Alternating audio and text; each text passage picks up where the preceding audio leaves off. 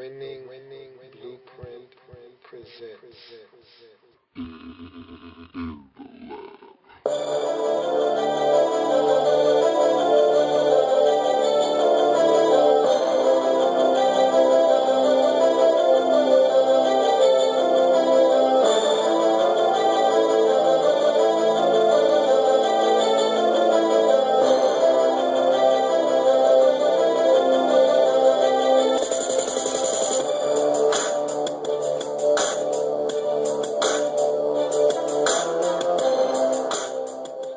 In the lab room, the market.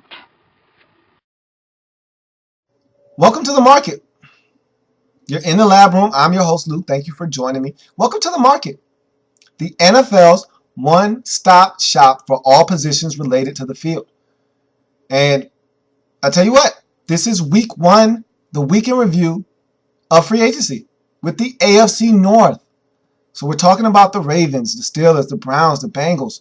These teams all did some things to better their franchises, better their rosters in free agency. And so we're going to talk about, all the things that occurred. Look, the Ravens lost a lot of players and the Browns gained a lot of players. And so we're going to talk about everything that occurred in this division between all of these teams. We'll do them one by one, talk about, the moves that they were able to make to bring guys in free agency, guys they were able to re-sign on their own rosters, guys that they had to cut loose because they needed more cap space. And then we'll talk about guys that they lost to other teams in free agency. They weren't able to re-sign. Maybe there was a guy that they wanted back, but just weren't able to afford to get him back in the fold. And so we'll talk about all those things. I'll be using my big board. As you see in front of you, I have a comprehensive list, a spreadsheet that I've created for every team in the National Football League that has all of those topics that I just went over. You've got players that were released. You've got free agent signees. You've got re-signees, players that you re-signed on your roster. And then you've got players lost in free agency. So all those topics will be discussed on this big board, on the spreadsheet. And so we'll start with the first team in the division, the Super Bowl champion, Baltimore Ravens. Baltimore Ravens. So let's look at the Ravens, and I'll be consulting my big board at all times when talking about the Ravens. So let's talk about the Ravens, and they've had a tumultuous offseason, to say the least. Look, the honeymoon is over from the Super Bowl. If I'm a fan, I'm still celebrating the Super Bowl because I don't even want to think about what happened in free agency. So I'm still thinking about the Super Bowl, and I'm blocking out. I'm having selective memory right now because the Ravens offseason hasn't been pretty. And if you're a realist, if you're a Baltimore Ravens fan, you might not be as mad on the inside, but on the outside, it's killing you because outward appearances sometimes are what people see, and you can overreact to them. And you see L.A.B walking away. You see Paul Kruger leaving. You know Kerry Williams was going to be gone. You look at Anquan Bolden being traded and you say, man, what's happening to our team? It's disintegrating right in front of our face. But maybe it's for the best. Maybe you don't lock yourself into some big deals, some nasty contracts that you can't get from under later on down the road. And so maybe you'll be thanking yourself later on. But right now it stings. It hurts because the team that won you this Super Bowl won't be on the field in 2013. It'll be a different Ravens football team. No Ray Lewis, no Matt Burke, no Anquan Bolden, no L.A.B, no Paul Kruger, no Kerry Williams. This will be a different football team. And it looks like you could add Ed Reed to that list. We don't know for sure, but he's not coming back to Baltimore. And we already know that. So let's look at what the Ravens were able to do. And so we start with players released from the Baltimore Ravens, and there's quite a bit. You got Anquan Bolden, wasn't released, but he's in his category because he's no longer a Raven. He was traded.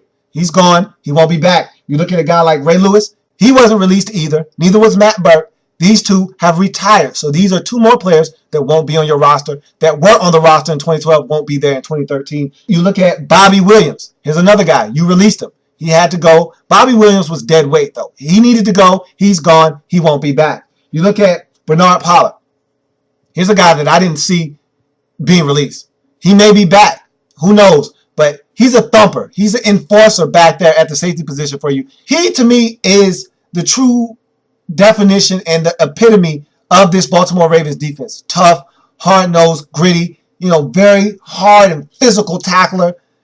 If you're looking for a guy that epitomizes Baltimore Ravens defensive football, you look at Bernard Pollard, and he might not be back. And so He's gone right now, but there's been internal talks about potentially bringing him back. We'll see what the Ravens decide to do there. But those are all guys that won't be on the roster in the 2013 season via being released or retiring or a trade. Now you look at free agent signings by the Baltimore Ravens. Not many here to speak of. You weren't that active in free agency in terms of going out and getting other guys from other teams. You went out, you got Chris Canty, signed him up for a 3-year, $8 million deal. So here's a guy that's going to come in, help you anchor that 3-4 defense along that defensive line. He's a very interchangeable part, can play inside, can play outside. He's best at defensive end. That's where you're going to play him. But he can come in nickel packages and play inside for you and get pass rush at the quarterback. So this is a guy that you're going to like. I think he's going to help you along that defense. And you struggled in the run game a season ago. He's going to help you, and he's much more stout at the point of attack. And then some of the guys you had in there at the defensive end position. There's another guy that you went and got in the free agent market in Marcus Spears. He's another guy that's going to come in along this defensive line, be a big physical presence, help you stop the run. I think these moves were made because you didn't stop the run well in 2012. You were really bad against the run. And so these are two free agent signings that are directly correlated to the inability of the Baltimore Ravens to stop the run in the 2012 season. And I think both of these guys will fit in well to your defense. You look at your re-signees, and the Ravens were really busy in this aspect, re-signing guys to their own roster. And sometimes you have to take care of your own stuff. It's vital that you keep guys in-house for the continuity of your team. You've already lost enough pieces as it is. So if you can afford to keep some guys, to keep some sense of normalcy, some semblance of it, that's what you need to do, and the Ravens have done that. Now, a lot of these names are not household names. I warn you right now. Some of these guys, as a Ravens fan, you might have never heard of. Now, I'm not sure if you've heard of these guys or not. Maybe you have. Maybe as a Ravens fan, you have heard of this guy. And I haven't. But many people around the league probably haven't heard of these guys. But you re-signed James Ahitabo. Here's a guy that came in, can step in a backup depth capacity. Here's a solid safety that in a pinch can start for you. But you like him as a guy that gives you depth and can play in a backup role. I like James Ahitabo. He'll be back for the Baltimore Ravens. You look at another re-signing by the Ravens. Chris Johnson, the cornerback.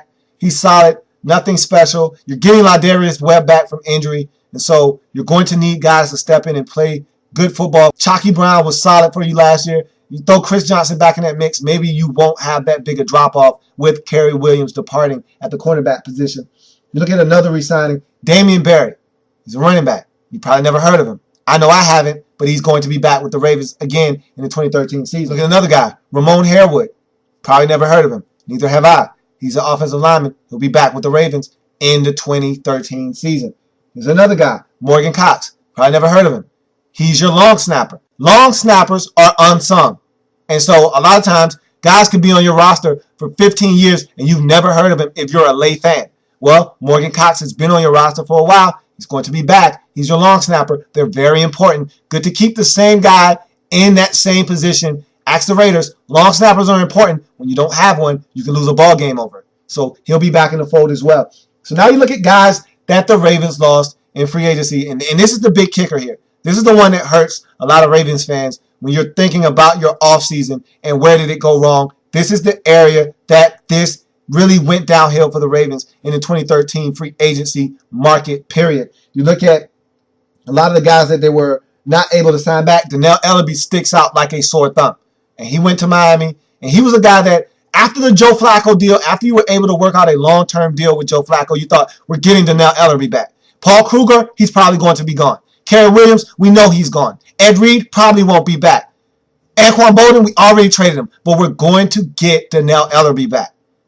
And then L.A.B on the first day of free agency in a surprise move signs a huge lucrative deal with the Dolphins, and one that the Ravens couldn't and had no intentions of matching, and I don't blame them. That's a huge deal for a guy that you don't know if you're going to get that kind of production out of or not. He's not that. It hurts, but that was something that had to be done because the money that he was offered, the Ravens simply could not match that type of deal, and I'm pretty sure did not want to match that kind of deal. You look at Paul Kruger. $40 million for Paul Kruger. I think he's a budding star at the outside linebacker position. He can get to the quarterback. But $40 million, I don't know how much of a sound investment that was by the Cleveland Browns. But when you're the Browns, and I say this all the time, when you're a bad football team looking to get better, you have to lure free agents to your team. And the way to do that is with the green. It's with the money. If you got the right amount of dirty green cream, you can get any player to come to your team. And the Browns had to shell out $40 million for Paul Kruger. The Ravens weren't going to do that. And I don't blame them. Again, here's another guy that you wanted back. You knew you probably weren't going to get back. So you lose Paul Kruger, Anquan Boldin, gone in a trade. You know about that. Then you look at another guy in Kerry Williams, gone. He's in Philly. I don't think the Ravens were going to make a play for Kerry Williams' services. And so he's in Philadelphia now. You could add another guy to this list, Ed Reed. He's probably not going to be back. He's probably going to find himself in San Francisco or Houston or one of those locations. And so he won't be back either. And so you'll have a lot of work to do if you're the Baltimore Ravens, replacing some of these guys on your roster. But look, it's free agency. It's part of the business. You know you're going to have to find a way to dance around all these moves that have been made in the offseason. I said it already, and I'm going to continue to say it. I think the Ravens made a deal with the devil. They signed over their 2013 season to the devil in exchange for that Super Bowl victory in 2012. It's okay. I don't see the Ravens being able to be serious players in free agency. I don't see the Ravens being able to overcome all of these moves. But what do I know? It's early. It's the offseason. If the Ravens, I tell you what, if Ozzie Newsome is able to dance his way out of this one, if they climb themselves out of this hole and find a way to make the postseason in 2013, I will stand up, give Ozzie Newsome a standing ovation, bow, and tell him that he is the man and that there is not a better general manager in the National Football League than Ozzie Newsome if he can get out of this jam that the Ravens find themselves in after winning the Super Bowl. And that's going to do it for the Baltimore Ravens in the market. Week 1 in review. Cincinnati Bengals. So now we're in the market with the Cincinnati Bengals, and this is a team that has been be very, very quiet in free agency. Haven't heard a lot from the Cincinnati Bengals. I will tell you this, though, and this is important to me, more so than going out and spending a slew of money. And look, are we surprised that the Bengals aren't serious players in free agency? I mean, when do the Bengals ever spend money? Their ownership, the Browns, have always been cheap. They're very frugal, don't like to spend money. When have the Cincinnati Bengals ever been huge players in free agency? You have to go back to the days of Big Dan Wilkinson and guys like that to look and see when they were spending money. And those were draft picks. I mean, the Bengals don't spend money in free agency. It's a known fact. And so it's not surprising that there's not a lot of noise coming out of Cincinnati. But we'll discuss the Cincinnati Bengals and what they have done in free agency to this point. I'll be using the aid of my big board. And here in front of you, you see a comprehensive spreadsheet that I put together of every team in the National Football League. On that list, among the topics are players released. Then you have free agent signees. Then you have re-signees, guys you re-signed to your own team. And then you have players that you lost in free agency. So I'll be consulting my board at all times when talking about the Cincinnati Bengals. Let's get to the Cincinnati Bengals and talk about what they've been able to accomplish in free agency. And on the outside looking in, you say not a lot because they didn't release anyone.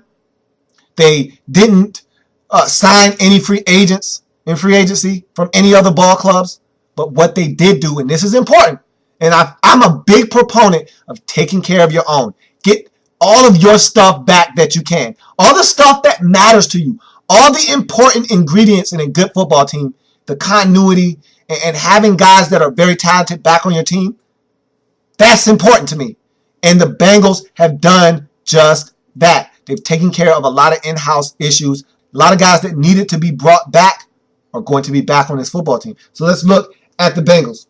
No news in the release column for the Cincinnati Bengals, as well as in the free agency column. They haven't signed any free agents from other teams onto their roster quite yet. Maybe they're waiting for the bargain basement portion of free agency, where you can walk into the market, bypass all the big high-priced items, go straight to the back of the store where the orange and pink tags are located, where you get discounts.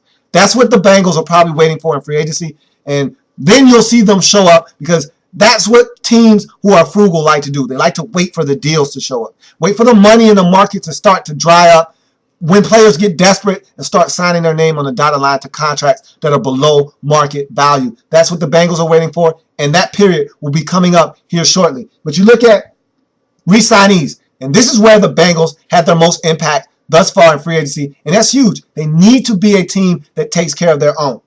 And they took care of guys like Wallace Gilberry. I said that was a huge signing for them. Wallace Gilberry is a guy that not a lot of people know about. Got you 6.5 sacks last season. He's a rotational depth guy. Part of the reason why you were one of the teams among the league leaders in sacks.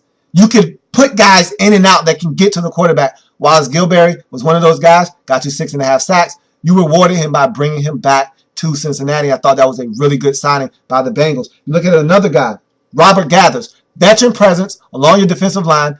Can't get to the quarterback like he once used to be able to, but he's still a solid guy in the run game. Can occasionally get to the quarterback. He's a veteran presence in that locker room. I like Robert Gathers. I like the signing. I like keeping him in Cincinnati. He still has some gas left in that tank, and I think he's a guy that can help you on and off the field as well. So you look at another signing, and that's Michael Johnson. You slapped the franchise tag on him. You wanted him back. He's going to be back.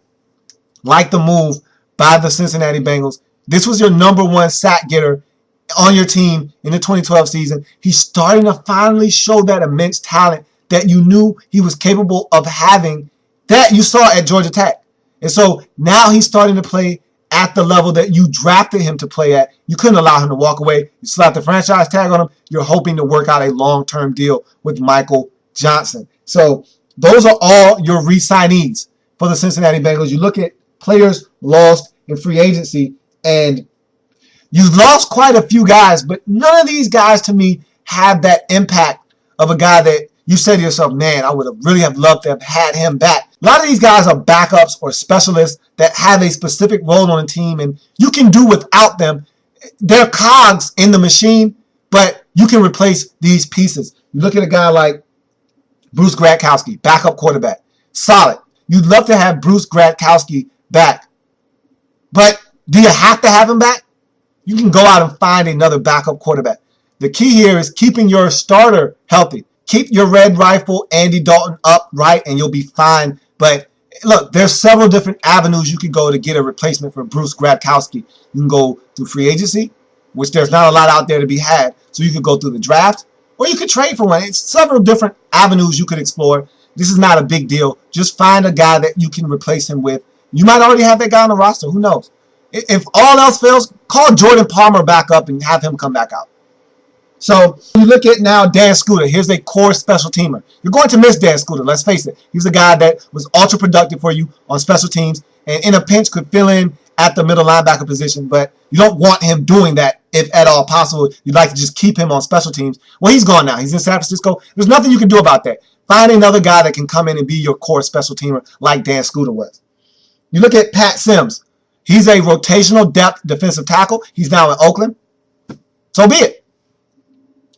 Then you look at Josh Brown. You had a situation where Josh Brown came to your team at the end of the season because of injury. Mike Nugent, your original kicker, got hurt. Josh Brown filled in very nicely for him. And so you had to pick one. Mike Nugent or Josh Brown. You went with Nugent. He's healthy now. You feel good about him. You let Josh Brown test the market. He's now a Giant. So be it. I feel like no harm, no foul done here. You picked a kicker. You let the other one test the market. He's moved on.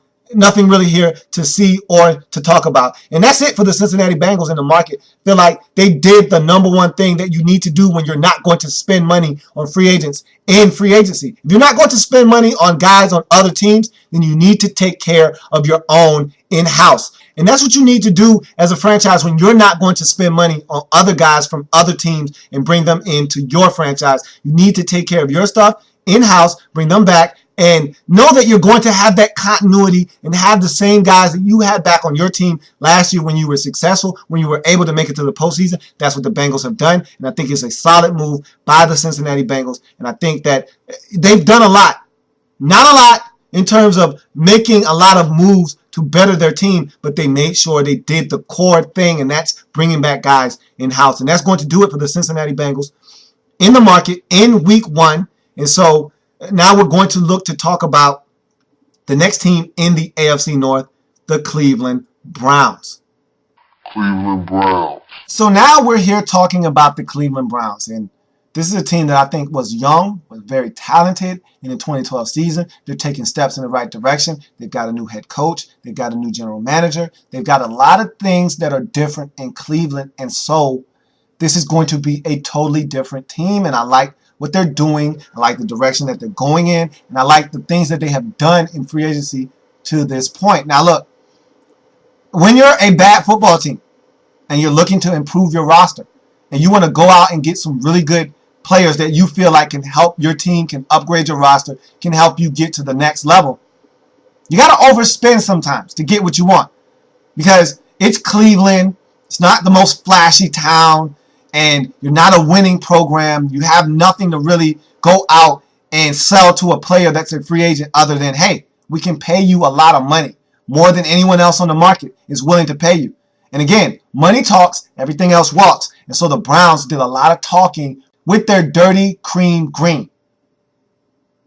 And they did a lot of talking. When I say a lot of talking, they did so much talking in the first couple of days that many other teams wouldn't go near what the Cleveland Browns were spending in the free agency. And so I think that the Browns had a successful free agency period in the first week because you got to get your guy. At the end of the day, it doesn't matter how much you spent, because if these guys are ultra productive, no one will be talking about how much money they're making.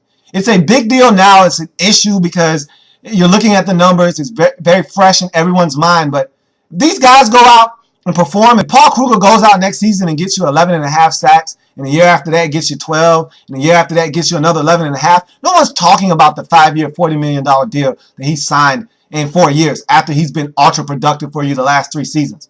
If you get Desmond Bryant and you spend $34 million on him and he's a Pro Bowl player for the next 3 seasons, no one's talking about the 5-year, $34 million deal you extended to a guy that probably wasn't going to even command anywhere near that kind of money on the market. So no one cares about the money you spend if it's money well spent. And that's the key. So let's talk about the Cleveland Browns. Here I have in front of you a comprehensive spreadsheet that I put together with every team in the National Football League on it.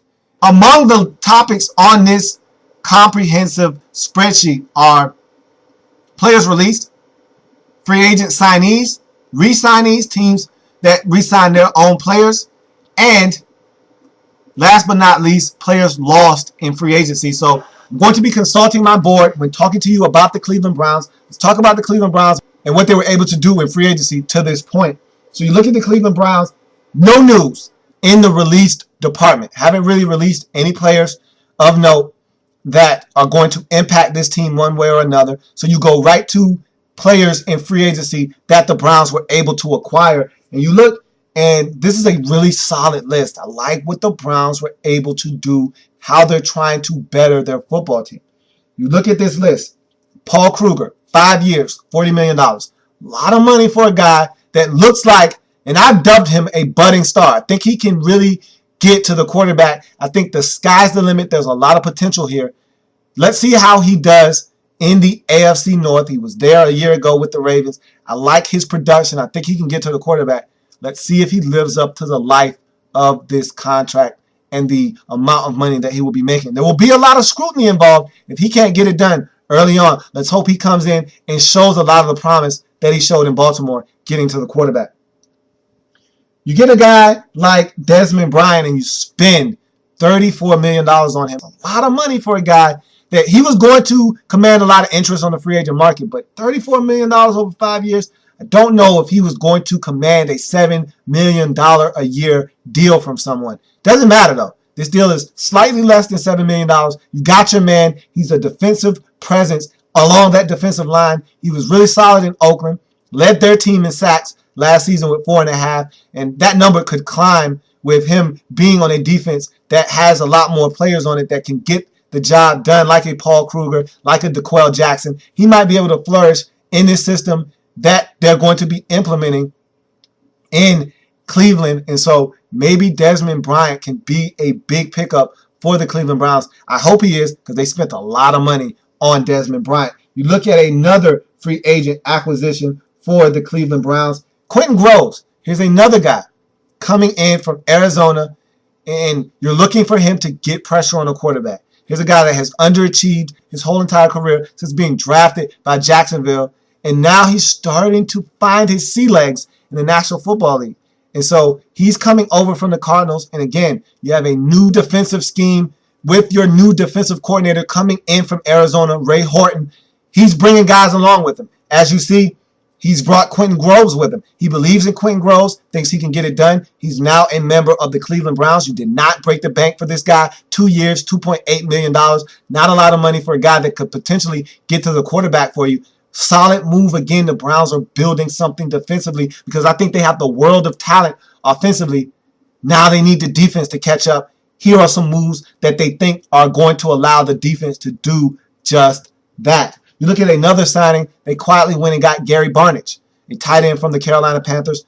Not going to knock your doors off or blow them off with his production. He's not overly athletic. He's going to come in, block, catch the occasional pass, solid. He's a guy that is more along the lines of a replacement for a guy like Alex Smith, more so than a Benjamin Watson.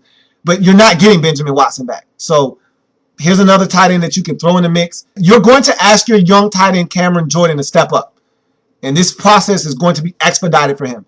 Benjamin Watson was there, allowed him to kind of get his feet wet. Now he's going to have to step into the fire and really get it done at the tight end position because he's your real only pass-catching threat now at the tight end position. So now you look at your re-signees and think that the Browns really didn't have a lot of guys that they had to have back. The only guy that really comes to mind that you thought maybe they might have back was Joshua Cribbs. And he was willing to stay in Cleveland for a hometown discount. He's from Cleveland. He's a Cleveland guy. He bleeds Cleveland, but I think the Browns were just ready to part ways with him. And so they allowed him to go, and they've went their separate ways. He won't be back. The only guy they re-signed was Chris Ogbonnaya. He's a guy that's very versatile for you out of the backfield, can run it, can catch it out of the backfield. He's a good pass protector. He'll be back in the fold with the Browns in the 2013 season. Chris Ogbonnaya is your only free agent re-signee to this point. You look at guys lost in free agency. Not a lot here. Kaluka Maravilla is your only free agent lost in free agency. But there's a huge but.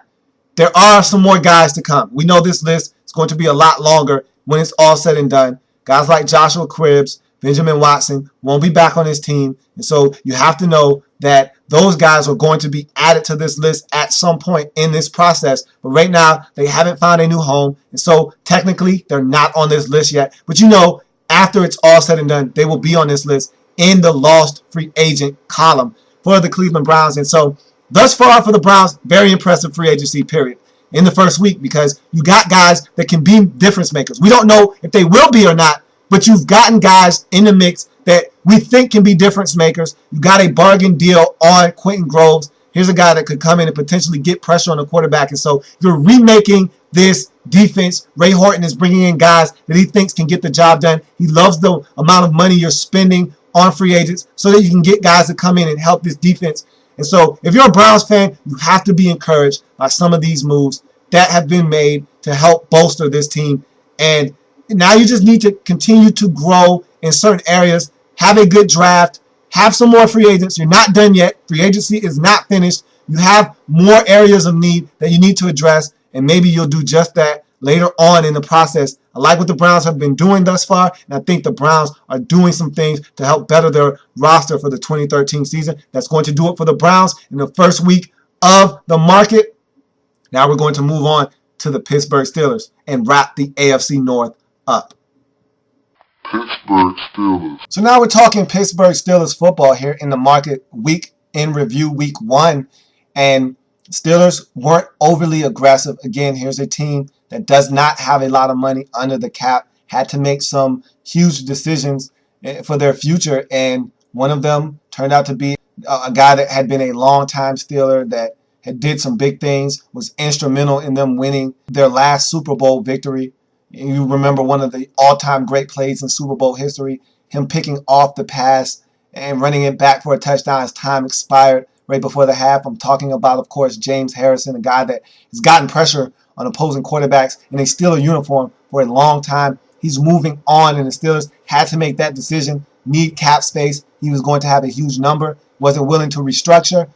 They had to do what they had to do. And so we're going to be talking about the Steelers. I'm going to use this comprehensive spreadsheet that you see in front of you on my big board that has every team in the National Football League on it. And on this list, among the topics are guys that were released.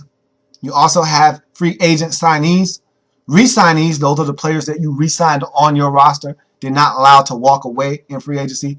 And then you have another category, players lost in free agency. So let's talk Pittsburgh Steelers free agency in week 1. And I'll be using the aid of my big board and my comprehensive spreadsheet to talk about the Steelers and what they've been able to do in free agency to this point the entire time I'm speaking with you. And so you look at the Steelers and players released. And we talked about the big one already, James Harrison. No longer going to be a Pittsburgh Steeler. It's ironic because the team that's targeting him in free agency, none other than the Baltimore Ravens, your hated rivals, are looking to pick up the one guy that for so long had played an integral part in you beating the Ravens. Now he's looking to join the dark side, and so that could be an interesting dynamic moving forward. You look at Willie Colon. Here's a guard that you had. He was a guy that was all over your offensive line. He's now moving on. You re-signing Ramon Foster really spelled the end of the line for Willie Colon. He's now gone. He's found a new home already in New York with the Jets, and so Willie Colon will no longer be on your roster. You look at free agent signees for the Pittsburgh Steelers, and it's so funny how things happen in the league. I have a saying, and me and a buddy of mine have a saying, you can either go home or go home. And what I mean by that is you can either go to the team that you first landed with in the National Football League where you called home first. There's no place like home in the National Football League. And home for you is always the first place you started at. You can go to 3 other stops, but if you were drafted by the Pittsburgh Steelers, the Steelers will always be home for you. And that's how I look at it. You can be drafted with the Steelers, play 4 years there, get a free agent deal somewhere else, get cut by that team prematurely, find another home somewhere else, and then find another home somewhere else. At the end of the day, home is always where the heart is, and home is where that first team that drafted you is. And for William Gay, home is in Pittsburgh with the Steelers. He tested the free agent market his first time up when his deal was up with the Steelers. His rookie contract expired. He was looking to get paid. He went to Arizona seeking a big payday. He got paid, but it didn't work out. The grass isn't always greener on the other side. William Gay found that out. Guess what?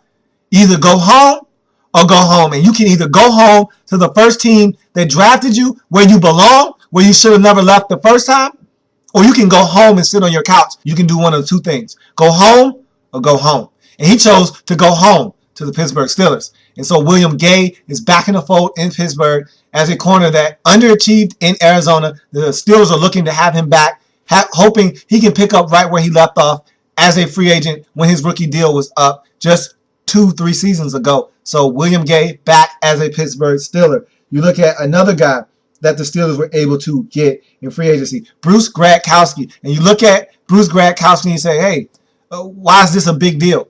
Because for a while now, the Steelers have had old veteran backups that are fragile. Charlie Batch is what, an 18-year veteran. He's been in the league forever. You look at Byron Leftwich. Here's a guy that can't stay healthy to save his life. Has a lot of potential, can't stay healthy. And so, you know Ben Roethlisberger is going to get injured at some point in just about every season. It's not too many seasons that go by where Ben Roethlisberger isn't injured. And so, you have to know that he's probably going to get hurt. And you need an adequate backup that can get you through a 4-game stretch while Ben is nursing a high ankle sprain, while Ben is nursing a concussion. You need to have a guy that can come in and kind of keep the boat steady from rocking back and forth and swaying all over the place until Ben is able to come back and assume control of this offense. And so Bruce Gradkowski can be that guy for you. And you needed an upgrade at the backup quarterback position. 2 of your guys who have been your backups for a while now, and Batch and Leftwich, are both free agents. You have no intentions of re-signing those guys. And so here you go.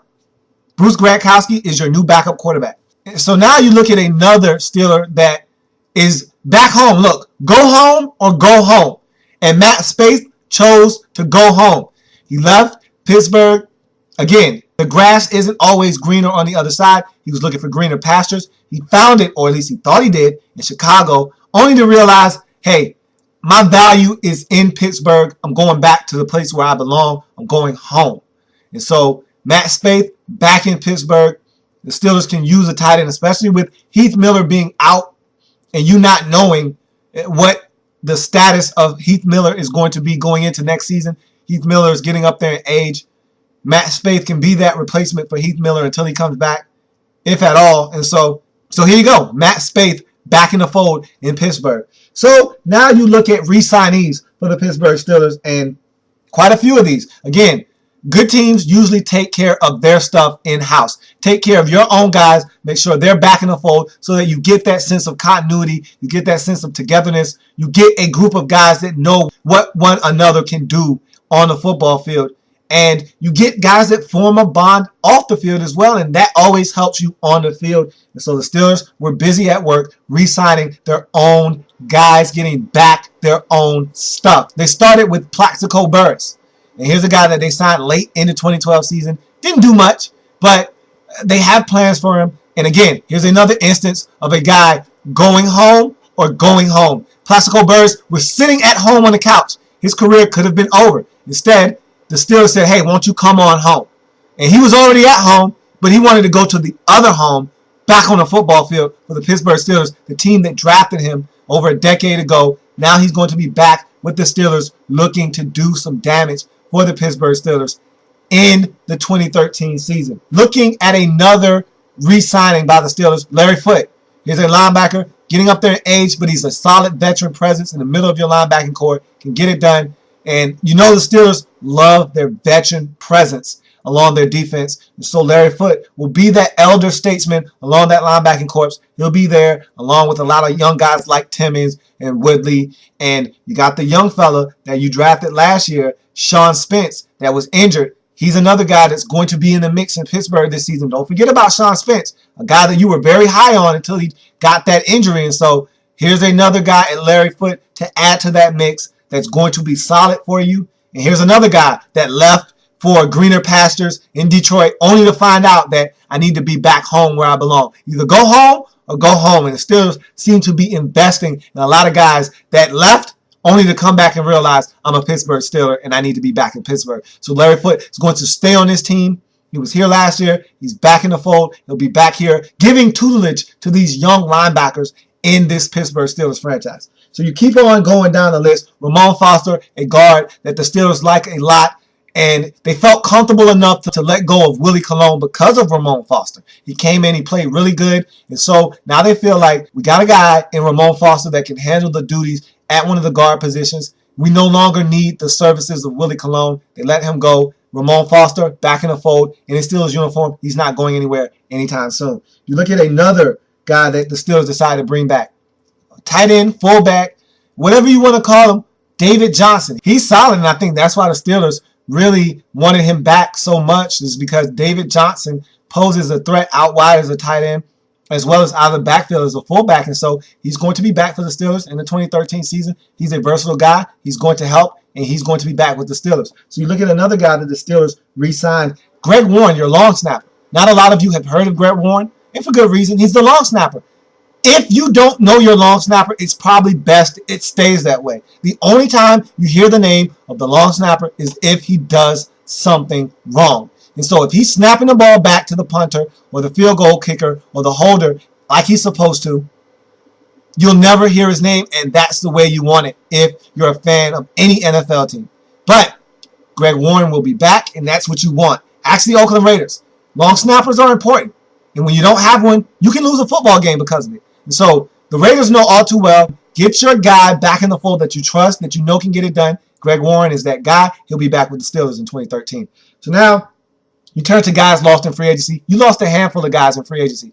Some more important than others, but nonetheless, they're all gone, won't be back with the Steelers. We start with the big fish in free agency. Mike Wallace, gone to the Miami Dolphins, and you knew you weren't going to get him back. And really, I don't know if you wanted him back at the money that he was going to be asking for, especially after the 2012 season he had. He came into camp late. He wanted his money. He wanted to be paid. You wanted to reserve and have the judgment be held off on him until he could perform in the 2012 season. He didn't do so. He came in late. You had a new offensive scheme, new offensive coordinator in Todd Haley, implementing a new scheme. He didn't catch up to it. He never really was on the same page all season long. He dropped footballs that he normally catches. He wasn't consistent. So you really felt like, especially after the 2012 season, you're not worth the money that the Dolphins gave you, to us at least. And so you allowed Mike Wallace to walk. He's now gone. Other guys are going to have to step up and fill that void.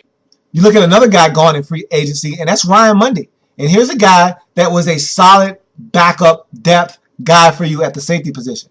And you needed him in the 2012 season, as Palomalu rarely played in 2012. Ryan Clark dealt with a slew of injuries, whether it's a concussion or an ankle. Ryan Clark is a guy that is tough, but he's always injured because he's so tough and he plays the game so violently. And so Ryan Mundy was a guy that was always there for you.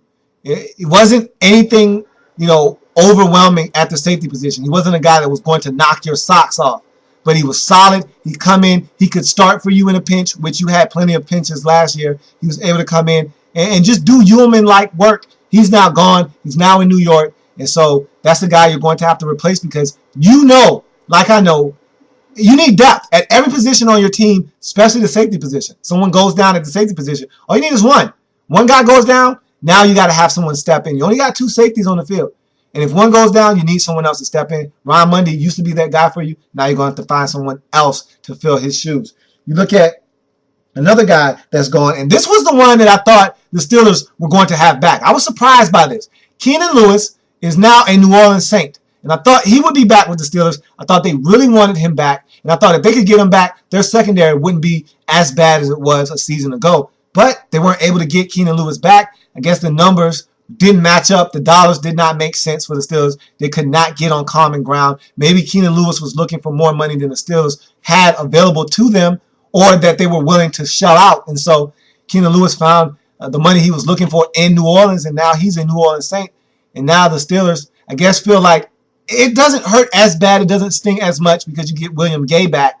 But I feel like Keenan Lewis had more upside, had a potential to be a better corner than William Gay does. And so we'll see what the Steelers decide to do there. But you lost Keenan Lewis to free agency to the New Orleans Saints.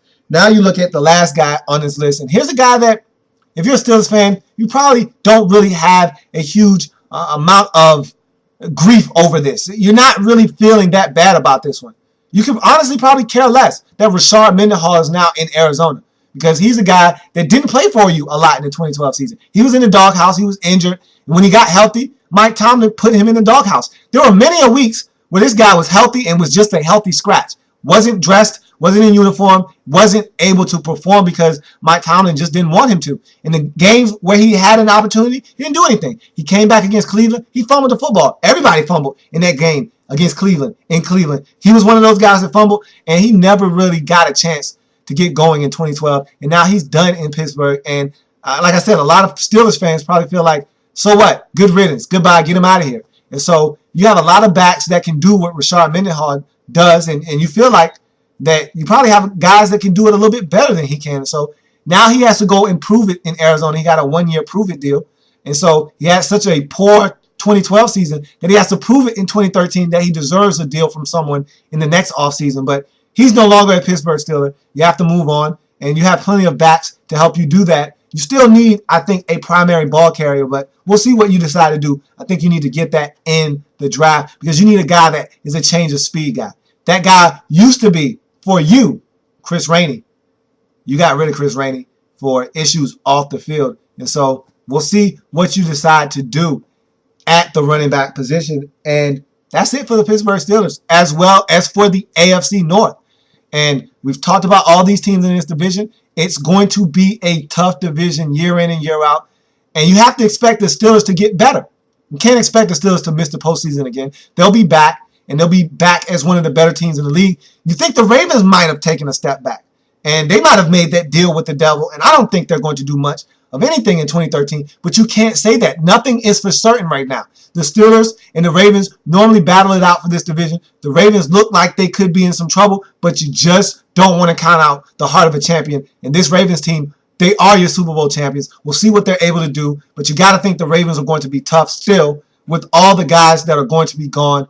But if you're the Ravens, it's going to be hard to replace the leadership of Ray Lewis, the stability at the center position from Matt Burke, the number one receiver in Anquan Bolden. It's going to be tough to replace the leadership and playmaking ability of Ed Reed. It's going to be tough to replace your best linebacker in Donnell L.A.B, your best pass rusher or one of your best pass rushers in Paul Kruger. It's going to be hard to replace a guy like Kerry Williams who was physical and made plays at the cornerback position. Going to be hard to replace all of those things in one season. And so you think the Ravens could be in some trouble. We just don't know. And always remember, the Cincinnati Bengals are waiting in the weeds, waiting to strike. If the Ravens or the Steelers fall from contention at the top of this division, don't sleep on the Cincinnati Bengals. They're ready to strike. They have a young team, very talented. They're waiting for these teams to have mishaps so they can strike and take over this division. And the Cleveland Browns, they're at the bottom. They have been there for a while, but they're getting better. And slowly but surely, they're climbing up this division. They beat the Steelers. They beat the Bengals. They almost beat the Ravens. They're starting to slowly get better. And if you don't pay attention to them closely enough, the Browns can sneak up on you in this division. It's going to be a very good division. Going to be fun to watch. But that's it for the Week 1 review of free agency for the AFC North in the market. The market is